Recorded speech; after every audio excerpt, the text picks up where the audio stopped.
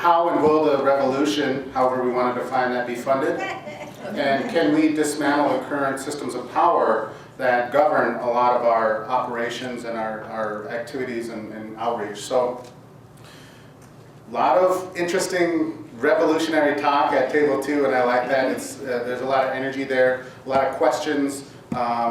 We talked about different models through civil rights examples, through the Black Panther movement, through the American Indian movement, through the Yellow Power movement, and how can we glean any lessons that they learned, doing all of that social change in their communities, not without necessarily direct funding, right? And that's one thing that I always think about is whenever my people want to do a ceremony or an event, they don't go out and they don't ask for money, they pull their resources together and they make it happen.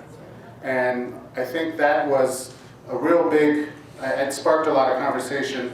Also, there was a couple of discussions around whether or not, well, we know that a lot of times foundations will give money to our organizations, our agencies, and communities with certain timelines and expectations. And the reality of the situation is that it can't work like that. The way we've been doing it now is not working. And you know, I made the comment that this is hopefully my last stop on the nonprofit train, because what's working, or what we're doing now, what the systems that are set up are not working.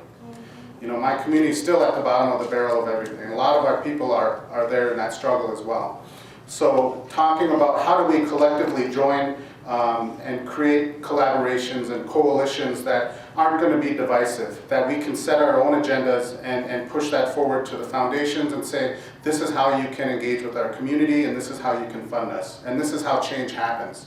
And it's long term, and it's like, she brought up a good point about a lot of times in our foundation reports, they ask the question, how will you sustain the program after this grant period is ended?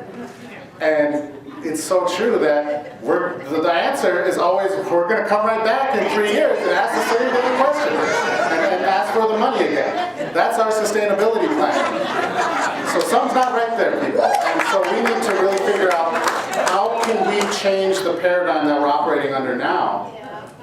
Not necessarily either without funding and doing it just grassroots and just with the love that's in our hearts, or really organizing and engaging with one another and pulling in the foundations and the powers that be from municipalities and government.